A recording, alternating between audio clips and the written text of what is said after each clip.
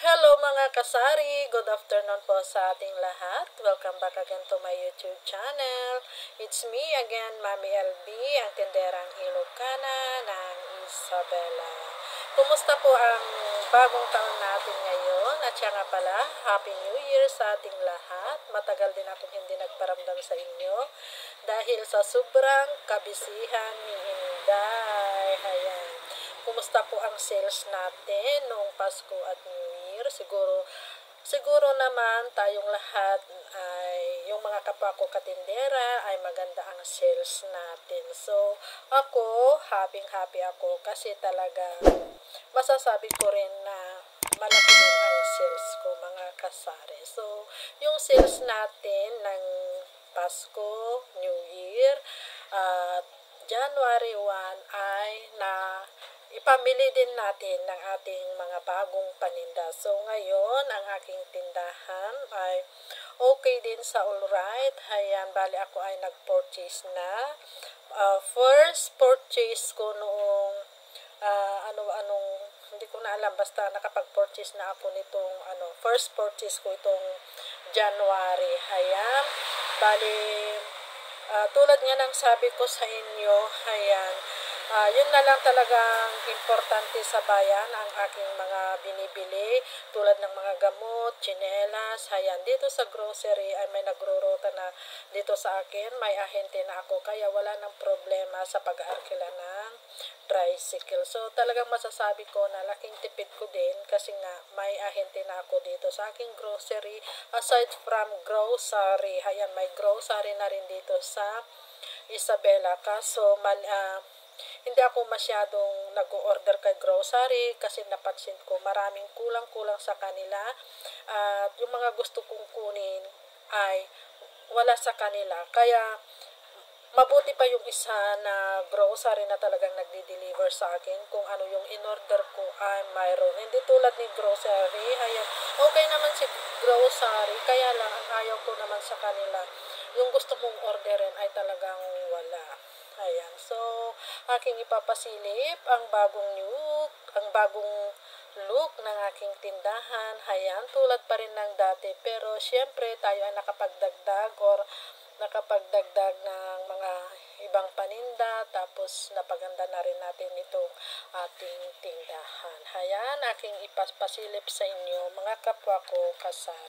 So, bali ito na ang bagong look ng aking tindahan ngayon dito sa harap. Ayan, bali ako ay may dalawang rack na akong pinagawa noon pero inilagay ko dito sa harap. So, bali nandito yung aking mga candies, tapos yung aking mga biscuit, tapos alam naman natin na noong Pasko ay talagang mabenta sa akin itong mga laruan. Ayan pa ang aking mga tsinelas, mayroon pa doon sa baba. So, bali itong gold coin, ayan, napakabenta nito noong New Year. May natira pa akong dalawa. Ayan. Tapos, nandito yung aking mga ibang toys, talagang nagkalat. Yung mga nandito noon sa ibabaw ay yung mga pang-regalo, yung turutot ko. Mayroon pa, pero super benta ang turutot at saka yung mga paputok sa akin noong New Year.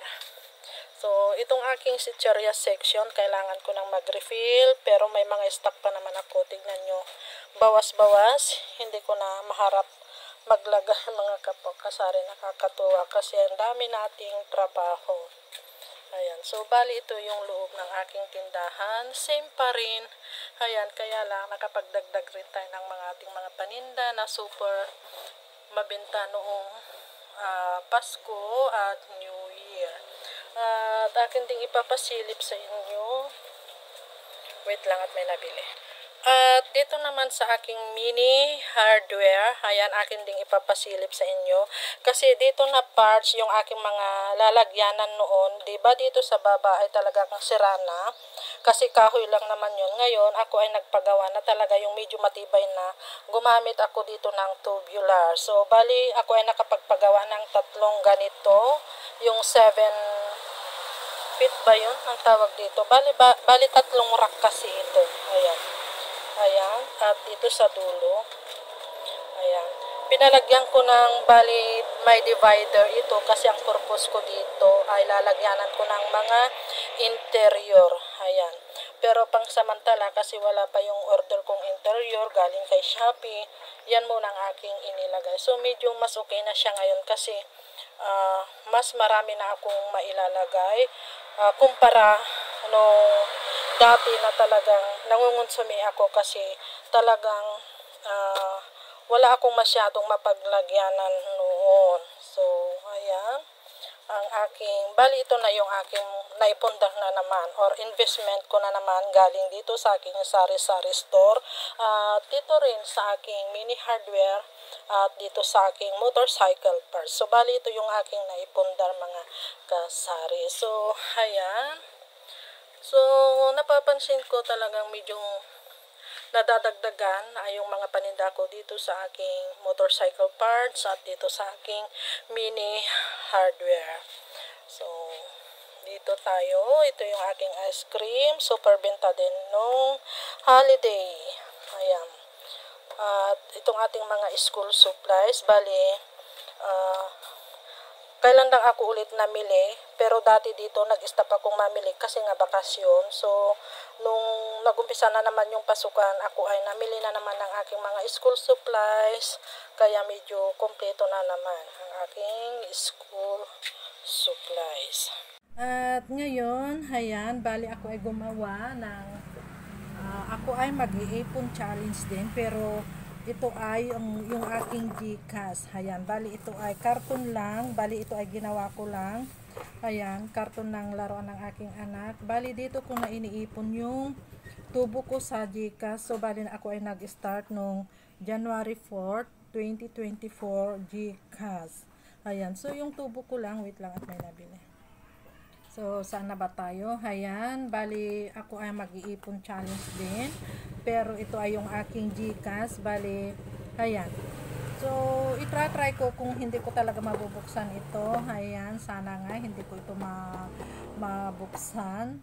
At ang bala ko dito, iipunin ko yung tubo ko sa Gcash ng 1 year. So, ita-try ko mga kasari kung kakayanin ng power ko na hindi ko ito mabubuksan. So, ito ay nandyan lang sa gilid-gilid. Pero tuwing hapon habang ako ay magsasarado na ako, ayan, tinitignan ko kung magkano na yung tubo ko sa isang araw. Ayan. At ano pa ba ang pwede kong i-share sa inyo kasi hindi matagal-tagal din hindi ako nagparamdam sa inyo kasi nga super busy tayo. So sa mga katulad kong katindera, ayan, sana palaging ganun yung benta natin. Karamihan naman siguro sa atin ay maganda ang sales noong Pasko at New Year. Sana palaging ganun. So, yan lang muna mga kapwa ko kasari ang aking may share na naman sa inyo ngayong taon or simula ngayong araw. Ngayon lang ulit ako nag-vlog. Ayan. So, happy selling na lang sa ating lahat at sa aking mga